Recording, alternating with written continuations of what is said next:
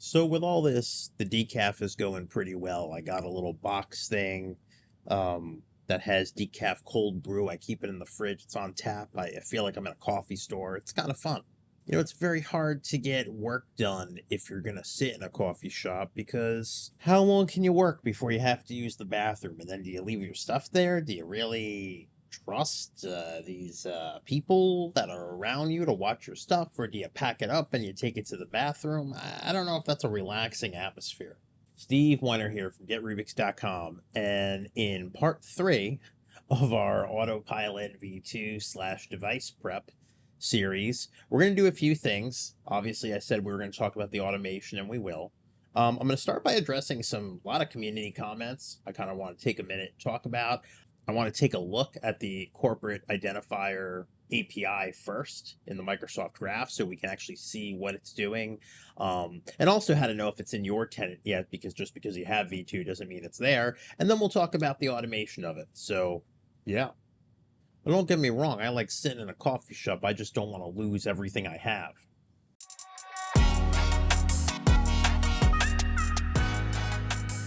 Get Rubix, solving for the modern workplace.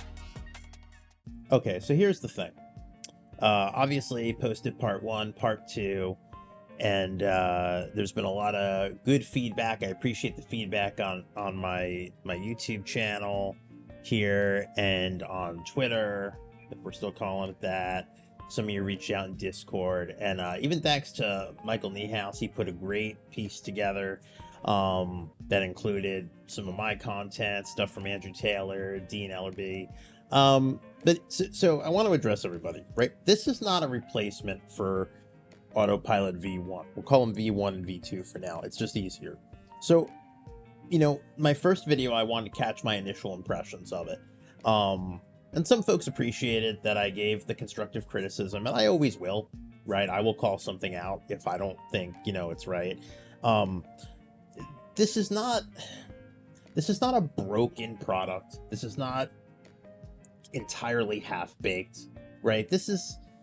I think we need some perspective when we look at what Autopilot device preparation is, right? If you look at the original Autopilot, you had Autopilot, then eventually you had flavors like Autopilot with HybridJoin, then you had Autopilot pre-provisioning, or White Glove at the time, Autopilot self-deploy, right? These things took a lot of time to grow to where they are now.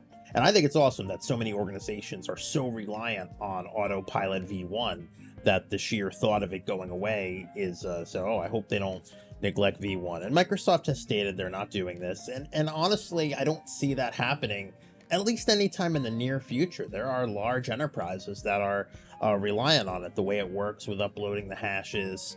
So what I see this as is another flavor, another mechanism besides the hardware hash, because there are situations where that doesn't work. There are situations where some organizations will give their employees a stipend and instruct them to go purchase their own PC, and they still want to maintain the level of control. And it's kind of unrealistic to think that they're going to generate their own hardware hash to send back to their employer. So in this situation, this will work really well, right? Because you either allow the devices to come in personally and you can still get an Autopilot setup experience, or it's not that hard to send someone the make, model, and serial of your PC. So I think that's a good thing, right? The corporate identifiers, not working and having the issue. This is an early product. This is a bug that was discovered, right? It's discovered early on because, we have great folks in the community. I'm in here poking at it. So of course we're going to see things very early. And that's kind of the point, right? Is to identify these things. And Microsoft responded by updating their docs. Speaking of their docs, I think it's also very interesting. They added they talked about the government customer aspect of it. This is, if you're familiar or you work with customers who use the GCC High kind of Azure tenant, and that's the one for, government customers, Autopilot's not available for them. This version is, this V2 device prep. So this is kind of a big thing for that because it just hasn't been available thus far. So now we can have an autopilot experience for them. I'm not saying this is perfect, right? Nothing's perfect, but I think it's very important to remember. And I love reviews of things, tech reviews, whether it's computers, phones, services, games. Here's the thing. We all have to remember that, we have opinions, and opinions are subjective. So you might look at something and say, oh, this is absolutely useless for me. And I know there are folks who are looking at device prep and they're saying that, and they're valid. It might be absolutely useless to them. The hardware hash works fine. There's no benefit. But on the flip side of things, to say like, I can't understand why Microsoft did this. There's a large audience out there, and people are very different. Organizations are very different. Products are products. If something's not for you, you don't have to use it. So I think it's very cool. All the feedback. I will always highlight if something works, if something doesn't work. But I just wanted to comment on that because I think it's important for us to start understanding the perspective of who this can benefit, especially if you're someone who works with multiple customers, right? I think it's very important when you're in the trusted advisor position. If you work for an MSP or you're a consultant and customers want to know, hey, what do you think of this? Or Autopilot V2, is that something we should look into? It's important to understand, kind of the perspective on it. So that's my take. I appreciate all the engagement and the feedback, and I'll just continue to kind of take you through this. So end of that rant. Okay, moving right along, I want to talk about the corporate identifier API. Autopilot V2 did hit my primary Rubix tenant. So I will show you, it is here. So enrollment, and it's finally here, it showed up. But bear with me for a second. I'm going to put that on the, I want to put that on the left. And I want to put this tenant on the right. Let's see if I can make this happen. So this is my Rubix tenant, and this is my temporary demo tenant I've been using. So they both have device preparation, but I want to go to corporate identifiers for a moment in both. Because obviously in the demo one I was showing you, I was able to add some. When we go to add, upload the CSV is the way to do this, and you can see I have an option for manufacturer, model, and serial number, Windows only. When I go to my tenant, which just got it, and I go to upload CSV file, I don't have that option here. So the component to upload the corporate identifiers isn't available yet, just because you have the device preparation. So do be aware of that if you're doing early testing. Now, I'm sure it'll be here in a few days. Maybe they paused it while they're working through some stuff. I don't know. But the point is, it'll be here. But that also translates to the graph.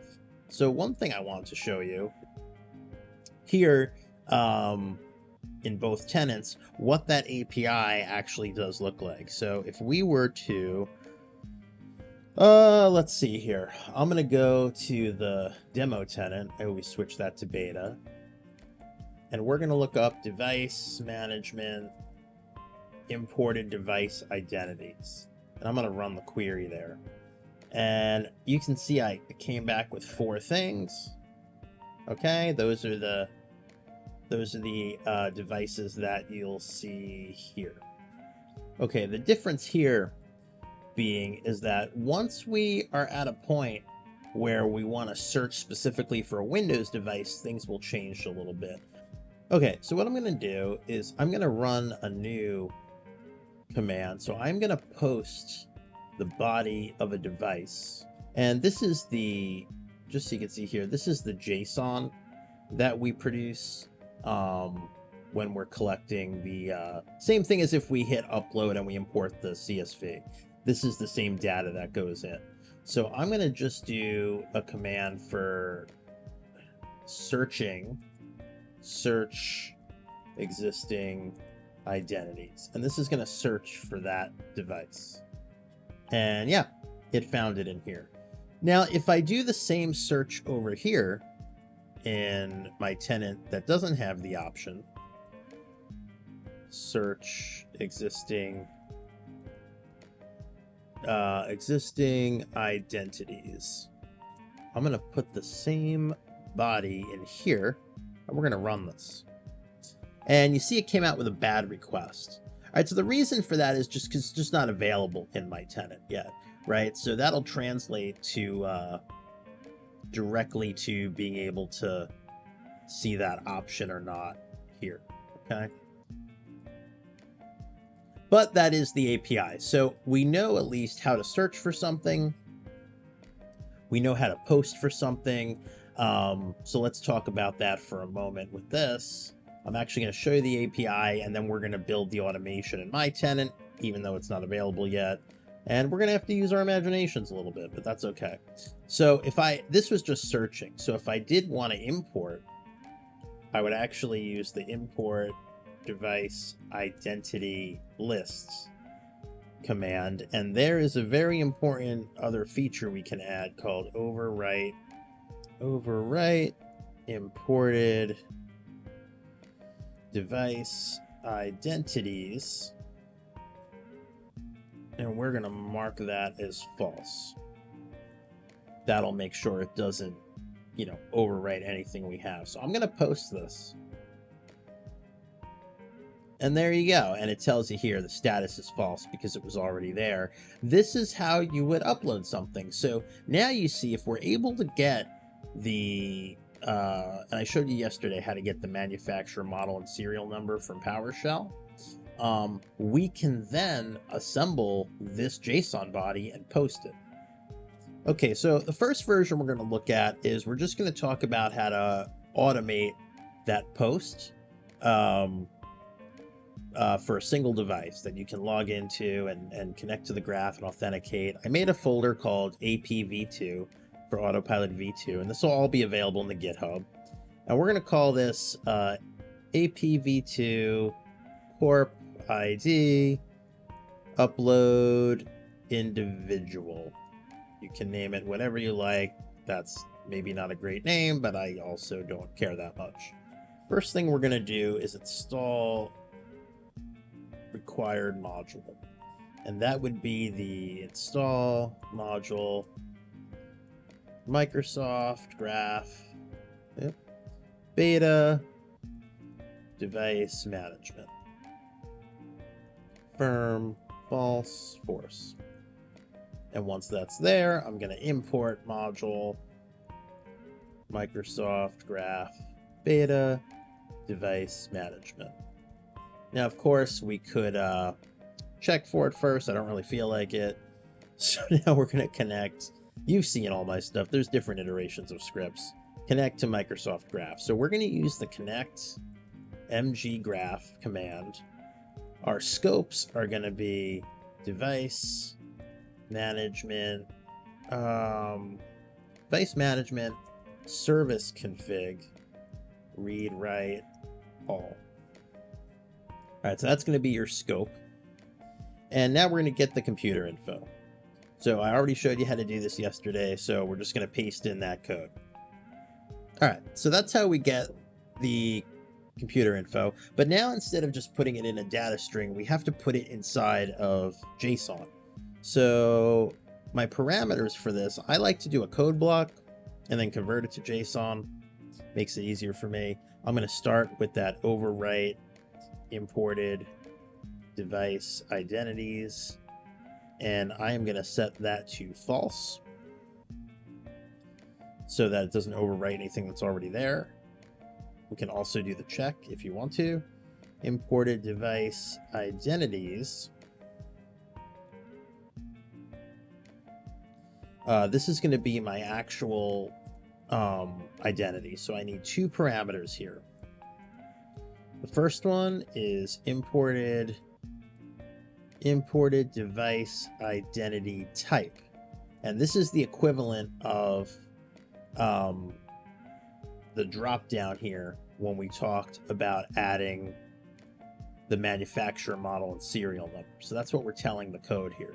So we're going to say manufacturer model serial.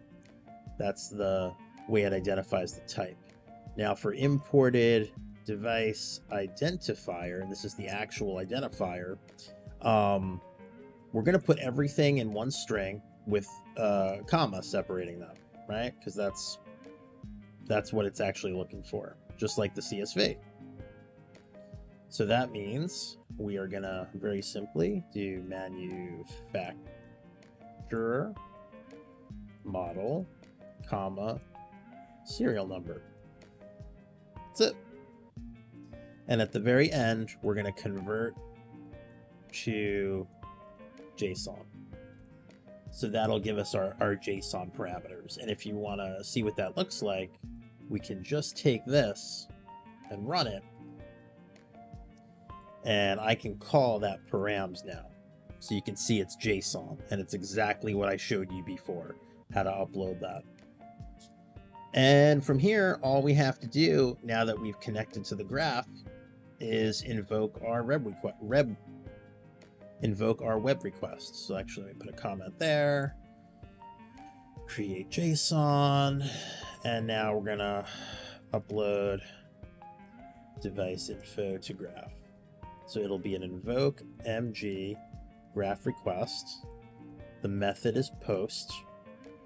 The URI is the same one we used before when I showed you in the graph. So it's graph.microsoft.com/beta/device management / imported device identities / import device identity list.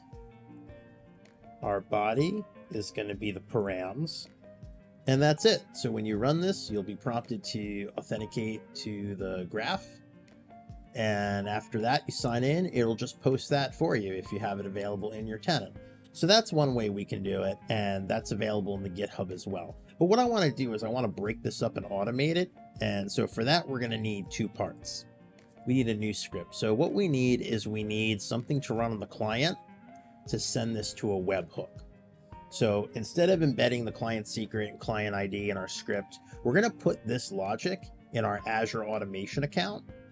Okay, and we are going to basically collect the information of these 3 bits and just send them up to the webhook, and the webhook is going to do this part for us.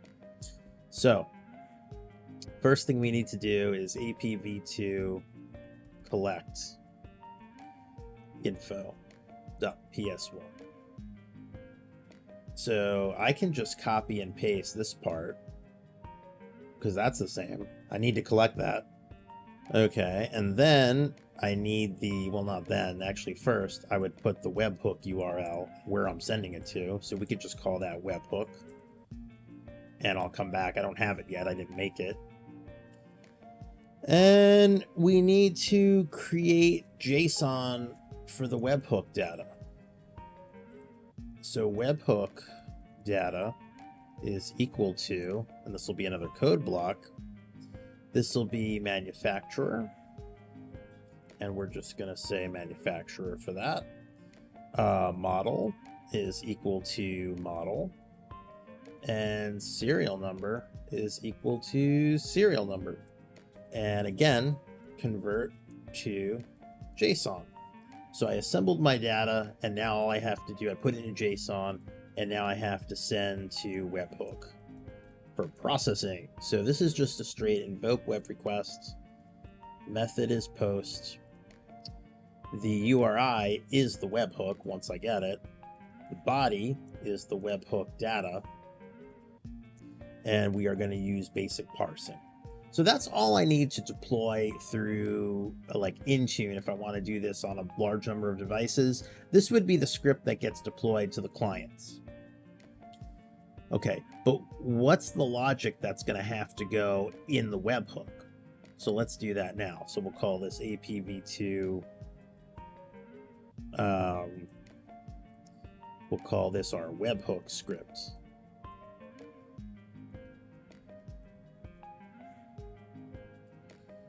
So here, I'm gonna have to do a few different things. So I need to establish the parameter I'm taking in. Commandlet binding. Okay. And we're gonna need param for that. So I'm taking in an object, and that's my webhook data. And that's what I just literally put together to pass through. So I'm going to check if it's there. If webhook data is there, then we're going to parse it out. So the body data is convert from JSON, input object, webhook data dot quest body. Okay, so the body data basically says take the request body out of what's coming in with the webhook data. And now what we have to do is grab our 3 variables out of this, right? So same ones as before, manufacturer, model, serial number. So it's like we're re-extracting them. So for manufacturer, actually for all of them, we're going to do this. This one's going to be a little weird. So it's going to be, we're going to take the body data dot manufacturer and out that to a string, right? Remember, because right now it's JSON, and we're going to trim the white space around it, right? And we're going to do that for the other 2. So we're going to do that with model, body data dot model, out string, trim, and the serial number.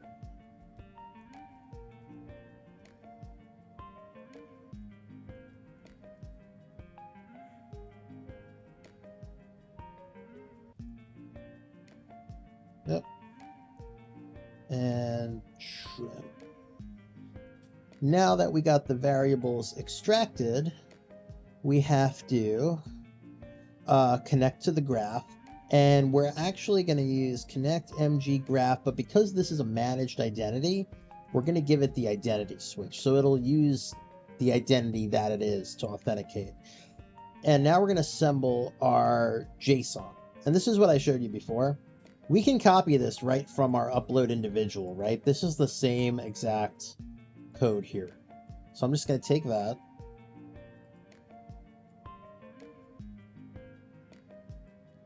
And there we go. And now all we have to do here is invoke the actual API to post it. And again, this is the same thing as our individual script. Because remember, we're just kind of delegating the work. We're just splitting this up. And we will add a content type application JSON. All right, so that's our webhook script. So how is this all going to work? Now, I went over in a previous video how to use the automation account with webhooks. So to get to this point, I'm going to put a link below for you to check out that video. So watch that first if this is kind of, if this is new to you. But basically what happens is the automation account is an identity. And this identity has permissions, just like a user would or an app reg would. So you're going to want to go to entra.microsoft.com and just make sure that identity has the right permissions. So I'm going to go to applications and I'm going to search this. And that's my automation account service principal. And you can just check permissions. In my case, I have a bunch of them, but all you're going to need is that one from before. You're going to need device management, service config, read, write, all. So just make sure your identity has that. And then from there, we're going to go to the runbooks. Now, these are all the different kind of jobs you can have up here, the different, scripts. So we're going to add ours up here. So I'm going to create a runbook. I'm going to call it Autopilot V2. Oh, looks like I need the underscore there. I forgot. This is going to be a PowerShell runbook. And the runtime version will leave it recommended. Next. Let's go ahead and create that. Okay, so we're specifically looking at, it'll show all your jobs, but you specifically want to look at the one we're doing, Autopilot V2. So I'm going to add the code we just created and paste that right in. Okay, looks good. We're going to hit save. And then we're going to hit publish. Now, with what you will do is you're going to go down here to webhooks, and we're going to add one. And you can only see this once. It's like an app client secret, so make sure you grab it here. Create a new webhook. The name is going to be AP Autopilot V2 webhook. It's set for a year out. I'm going to leave that. Make sure you copy the URL. You're going to need it there. And you're going to want to go back and put that in your collect info script. Remember we left this empty? So now we're putting it there. Okay. You're going to hit OK down here. Click on parameter and run settings. We're just going to leave that blank. And we're going to hit create. And now we have our webhook. So to test this out, I'm actually going to take this and I'm going to run it on this device. So we're going to say PowerShell ICE. Let's run as administrator. Collect info. This is all we need. So we're going to take the collect info script, run it locally. Oh, no, up here, please. And let's see what happens. Now remember, what I said earlier is the API isn't available in every tenant. So I had to put this in my tenant where I'm pretty sure it's still not available. So it won't post, but we'll walk through and make sure everything else is okay.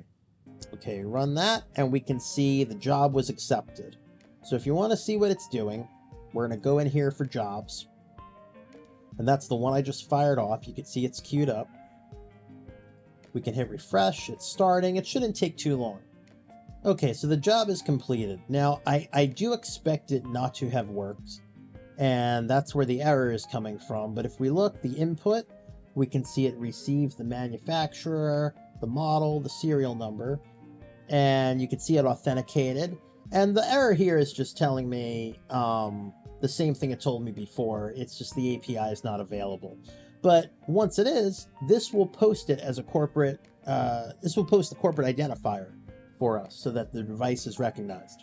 I'm making those 3 scripts available in my GitHub right now. You can go get them. I'll put the link below. The individual upload one, the collect info, scraping it up, you know, the thing that you'll send to the webhook, and then of course the webhook script. You'll also see my video on how to get started with the automation account.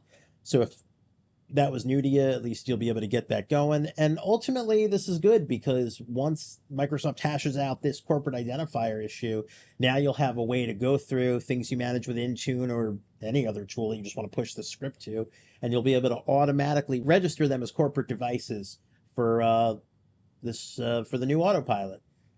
We have some more stuff coming up on it, so we'll be seeing you.